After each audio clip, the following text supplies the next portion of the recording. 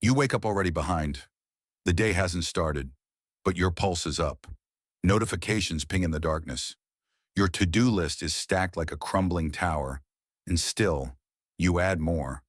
You tell yourself it's productivity. You tell yourself you're making progress. But deep down, a quiet voice wonders, what if I'm just busy dying? Seneca saw it in his time. Men in togas, pacing the Senate floors, negotiating empire and coin, believing they were immortal simply because their calendars were full. But he asked a sharper question. What part of this actually belongs to you? You can give hours to others. You can pour your energy into causes, clients, deadlines. But if you've never paused to claim your own mind, your own life, what's left? Busyness is a kind of narcotic. It numbs you from the sharp edges of existence. You don't have to ask hard questions when you're drowning in logistics. You don't have to reckon with meaning when you're buried under movement. The Stoics never said don't work. They said don't forget why you work. The core principle here is valuing your time like it's your most precious, limited resource. Because it is. Stoicism doesn't condemn effort. It condemns waste, and not the waste of money, or fuel, or talent. No, the greatest waste, Seneca said, is the waste of life. You don't feel it while it's happening, but it's always happening. Every yes to someone else's agenda is a no to your own presence. You feel this in the pit of your stomach when you look up and wonder where the day went, or when you leave a meeting you can't remember, only to join another one you don't care about. The clock moves, your body moves, your mind is somewhere else. Seneca served in Nero's court, advising one of the most unpredictable rulers in Roman history. His days were consumed by power plays, letters, politics, and yet, at night, he wrote quietly to himself, asking again and again what time actually belonged to him. He knew the price of selling your hours for recognition. He warned, men do not let anyone else tamper with their property, but they allow others to trespass on their life. You lock your phone with a password, you set up fences, but your attention, your minutes, they're wide open. So here you are, doing everything right. On paper, you've got the calendar, the career, maybe even the admiration, but it feels like you're running, and not towards something, away. Imagine someone following you all day, constantly asking, who told you this was urgent? Whose goal is this? What do you value? That's what a Stoic voice sounds like. Not an interruption, but a realignment. You begin to realize how much of your busyness is a borrowed burden. You're proving things you never chose, measuring yourself with someone else's ruler. You eat at your desk, you scroll while brushing your teeth, you multitask like it's an Olympic sport. But at night, when the world is quiet, a question returns. Was any of that really mine? Your time is not something you manage. It's something you own, or you don't. Ownership doesn't come from color-coded planners. It comes from saying, this moment is enough. I don't need to chase it. I need to meet it. The absurdity is this. Ancient Stoics would marvel at how little control you have with so much freedom. You have running water, light at night, the ability to travel in hours what took them days. You have choices, but instead of using them, you drown in them. You're overwhelmed by options, paralyzed by productivity hacks, obsessed with efficiency. Seneca would raise an eyebrow and ask, efficient at what? You can be very effective at climbing a ladder that leans on the wrong wall. So start here. Ask not, what do I have to do today? But what do I choose to do? Knowing I will never get this day back. One simple filter, over and over. Not to make your life smaller, to make it yours. You slow down, not because life is slow, but because your awareness is. You begin to reclaim moments, not by removing tasks, but by remembering that your energy, your attention, your focus, they are not infinite. And if you don't own them, someone else will. You sit down to focus, but your mind doesn't listen. It darts, flashes, wanders. You reach for your phone without thinking. You click into tabs you don't remember opening. Someone else's life glows on the screen, and yours, Yours is suspended. You're here, but you're not. You wonder why the minutes keep disappearing like spilled water. And maybe you wonder, who's actually in charge? The Stoics would say, you are if you decide to be. The second principle is simple, but ruthless. The only thing you truly own is your mind, not your job title, not your family's approval, not your bank account or your calendar, just your mind, your judgments, your values, your choices. Everything else can be stripped, lost, taken. But your capacity to direct your own thoughts, that's the fortress. That's where freedom begins. And yet, you give it up constantly. You hand over your mental real estate to trends, algorithms, headlines, outrage. You let your attention be shaped, manipulated, spent, until your thoughts don't feel like yours at all. You become a mirror of what the world throws at you. But Marcus Aurelius knew better. Emperor of Rome, commander of legions, father, philosopher, yet what he returned to, again and again, was the one place he could never lose, his own mind. Amidst the roar of battle and the weight of duty, he still carved out time to write in secret, not for others and for himself. A meditation, a reminder. You have power over your mind, he wrote, not outside events. Realize this, and you will find strength. He wasn't speaking in theory. He was writing on the edge of exhaustion. He was surrounded by death, betrayal, disease. But inside, he built silence, discipline, thoughtfulness. His journal wasn't public. It was personal maintenance, a check-in, a mental sharpening. You feel this same need when you scroll through endless input and realize you haven't had a single original thought today. You try to remember the last time you sat in silence without distraction, and it feels almost impossible, like you're allergic to stillness. But the Stoics believed the ability to sit with your own thoughts was the beginning of wisdom. If you can't sit still, you can't steer. You're just tumbling, reacting, responding to things faster than you can understand them. Think about it. Most of your anxiety doesn't come from reality. It comes from interpretation. You get an email and assume the worst. You see someone's success and feel behind. You miss a deadline and spiral into shame. But those spirals aren't facts. They're judgments, your judgments, which means you can intervene. You can choose differently. The Stoics weren't emotionless. They felt deeply, but they trained their minds not to be ruled by emotions. They used logic not to suppress, but to understand. Is this in my control? They would ask. What does this reaction say about my values? They interrogated their impulses. You can, too. When your thoughts run wild, you don't chase them. You sit down and wait. You write them out. You ask, who told me this matters? Do I want to keep believing this? You separate the world's noise from your own inner voice. Start with 5 minutes a day. Phone away. Eyes closed. No fixing. No doing. Just observing. You'll notice how loud your mind is. That's okay. That's the point. You don't clean a room without first seeing the dust. The modern world feeds on your distraction. It profits from your fractured attention. The Stoics offer a radical act of resistance. Focus. Not flashy, not easy, but profound. When you choose what to think about, you reclaim what it means to be human. Marcus didn't need to conquer more land.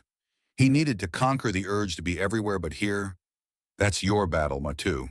You can't always control your circumstances, but you can control the meaning you assign to them. That's not a theory. It's a habit, a muscle, built thought by thought, hour by hour. You come home to your mind. You begin to live from the inside out. And slowly, steadily, you remember that the one space in this world that no one can touch is the one inside your own head. You tell yourself it'll be different. Soon, you'll find time to breathe, to think, to live slower, more purposefully. You just need to finish this project, wait for the next break, hit that milestone, and then, finally, you'll begin to live.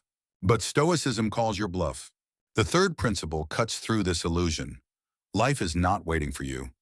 There is no one day, There is only now, and what you choose to do with it.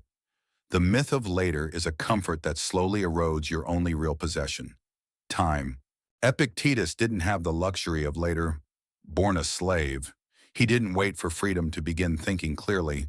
He didn't postpone inner clarity until his chains were gone. In fact, his chains trained his mind. He observed what was truly his thoughts, his responses, his integrity, and he started there.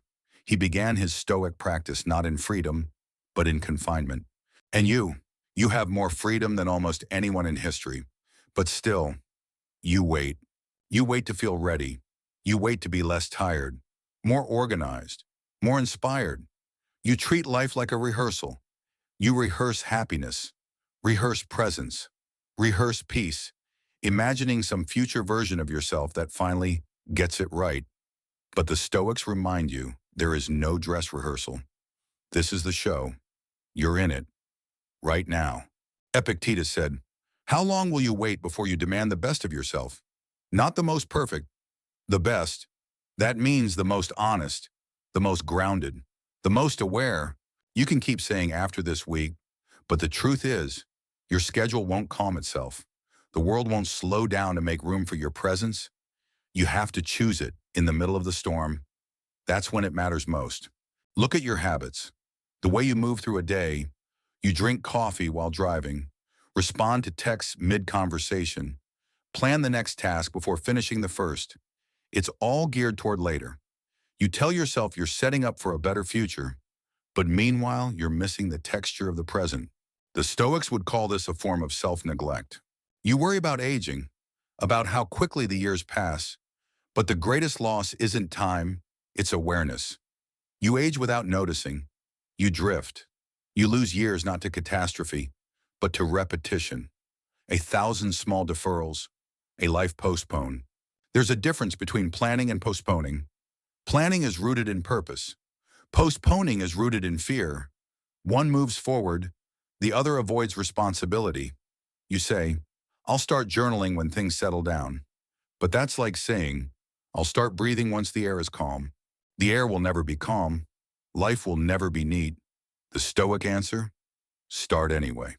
When Epictetus was finally freed, he didn't start living. He continued. His freedom began the moment he realized no one could control his choices, only influence them. That realization made him powerful, even while he was still enslaved. So look closely. What are you deferring? What do you keep telling yourself you'll do later? And more importantly, why? What are you afraid you'll feel if you slow down? Boredom, guilt, emptiness. Stoicism doesn't erase these fears. It walks through them. It says, feel them fully. Don't wait for them to disappear. Courage isn't the absence of fear. It's action despite fear. You're not guaranteed another decade. You're not even guaranteed tomorrow. That's not bleak. That's clarifying. Because once you truly understand that time is passing, with or without your permission, you stop playing games. You stop negotiating with later. You begin to show up, fully, imperfectly, now. Not because you've mastered your schedule, but because you've stopped postponing your life. The next time you say, "I'll do it soon," hear Epictetus's voice. When? After another year. After you feel safe enough, free enough. No, now. Not for a radical reinvention, but for a quiet, real decision to stop outsourcing your life to an imaginary future. You don't need a retreat, or a sabbatical, or a perfect morning routine. You need to realize that your life is already in motion, and you are the only one who can decide to truly inhabit it. No more rehearsing. It's time. You don't chase status. At least, that's what you tell yourself. But you still check the likes. You still scan for applause, for recognition, for subtle nods that say, "Yes, you're doing well." You still look sideways, comparing, measuring, performing. Your decisions are quiet negotiations with a faceless audience. You call it ambition, but the Stoics would call it bondage. This section turns to the fourth principle. Freedom does not come from what you gain, but from what you no longer need. The pursuit of status is a gilded cage, and many live there without even realizing it. Seneca knew the taste of that trap. A man of letters and wisdom, yes, but also of wealth, politics, and contradiction. He preached detachment from power while advising the most dangerous man in Rome. He wrote about simplicity from marble chambers. He struggled, visibly, with his own ambitions. And that's what makes him human. That's what makes him useful. Because you, too, live in that tension. You want to be seen as successful, grounded, brilliant, humble, but influential. You want people to admire your work and your balance. You want to matter. That's natural. But when your identity becomes entangled with how you are perceived, you are no longer the owner of your life. You are leasing it from other people's opinions. And worst of all, those opinions shift like sand. Stoics warned against this kind of enslavement. They didn't just mean political tyranny. They meant internal tyranny, the invisible hands that control you because you gave them power. You post something thoughtful, then check back every hour. You make a decision, then second guess it once someone else frowns. You succeed, but wonder if it's enough, because someone else is succeeding louder. These are not signs of failure. They are signs of misaligned ownership. You've outsourced your self-worth. Seneca observed this constantly. As a man walking between empire and exile, he knew the price of living for approval. What is the point of having countless books and a polished reputation, he asked, if you do not rule yourself? Ruling yourself, that's the key. You begin to ask different questions. Not how will this look, but does this reflect what I value? Not will they like it, but do I stand behind it? That's when you feel your spine straighten. That's when your thoughts begin to return to you, unclouded by performance. But this isn't easy. It means confronting how much of your busyness is actually about impressing others. It means admitting that some of your goals aren't truly yours. They're inherited, absorbed, stolen from someone else's highlight reel. It means recognizing that success, if it costs you inner peace, isn't success at all. You can wear the right clothes, speak in sharp sound bites, hit every milestone, and still feel hollow. You've seen this.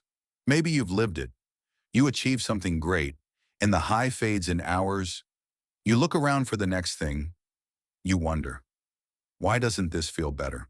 The Stoics would answer, because you confuse being admired with being at peace. Status is a treadmill. It never ends.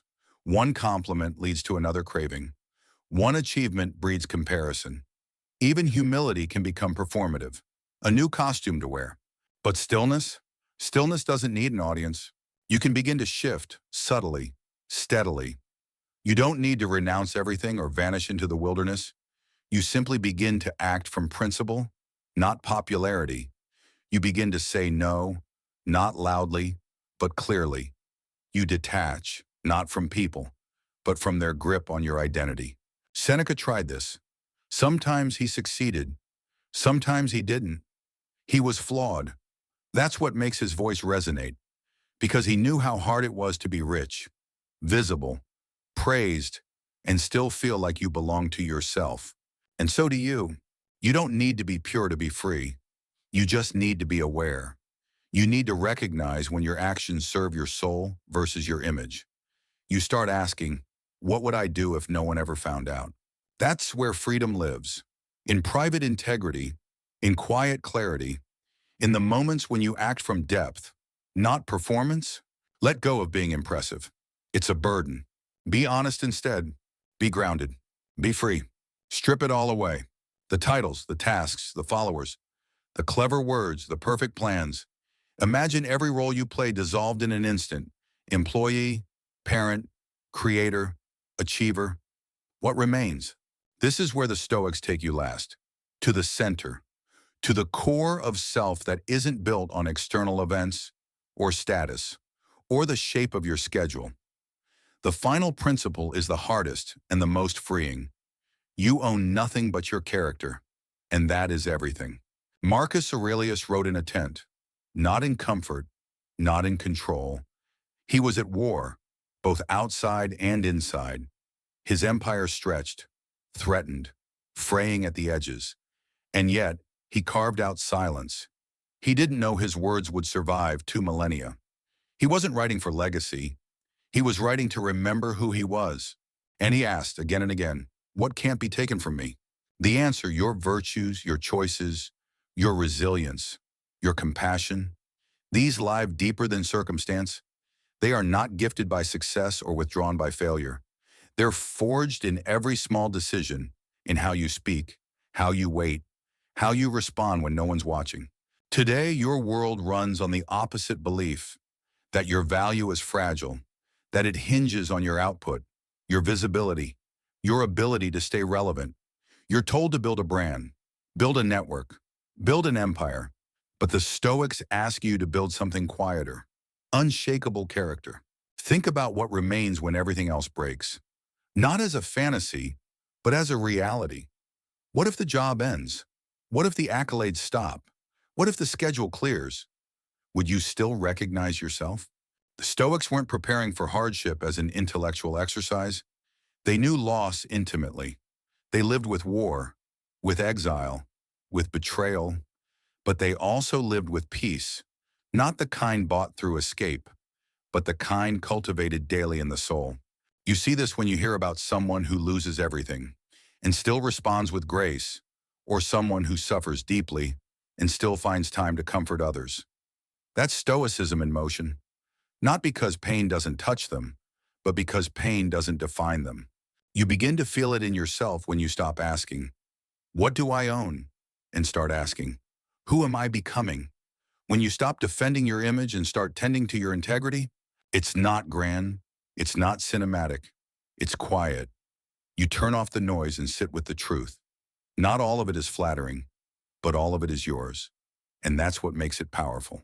No one can take from you the kindness you choose to offer, the courage to act rightly, even when it costs, the patience you practice when everything in you wants to rush, the discipline to stay steady while others flail. These aren't outcomes. These are choices.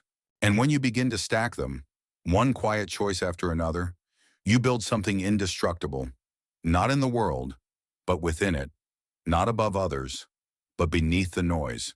This is what Marcus meant when he reminded himself. Your mind will take the shape of what you frequently hold in thought. So you hold the right things, the enduring things. You remember the principle of control, the acceptance of loss, the courage to be present, the discipline to think clearly, and the humility to serve something larger than ego. All this becomes yours, not because the world gives it to you, but because you practice it every day, regardless of the world. You've been busy, yes, but what was ever truly yours? If the answer is your actions, your integrity, your moments of clarity, then you've not been empty. You've been arriving, slowly, painfully, meaningfully, arriving at the self you were always meant to inhabit. So as the noise of modern life swirls around you, remember this. The world can take your job, your routine, your rewards, but it cannot take your reason, your values, your ability to act with wisdom and grace. And when you root yourself there, you don't need to chase meaning anymore. You become it. So now, as your mind begins to settle, you let the weight of the day drift gently off your shoulders. You don't need to solve everything. You don't need to become someone else. The point was never perfection, but presence, and the strength to return to yourself, no matter how far you've wandered. You remember that your life is not made of someday. It is made of these small, luminous choices, how you speak, how you think, how you treat what is yours and what is not. The Stoics weren't asking you to escape life. They were asking you to enter it fully, wisely, humbly. And you will, you already are. Thank you for showing up today with stillness, with honesty, with attention. Take a breath and carry it forward.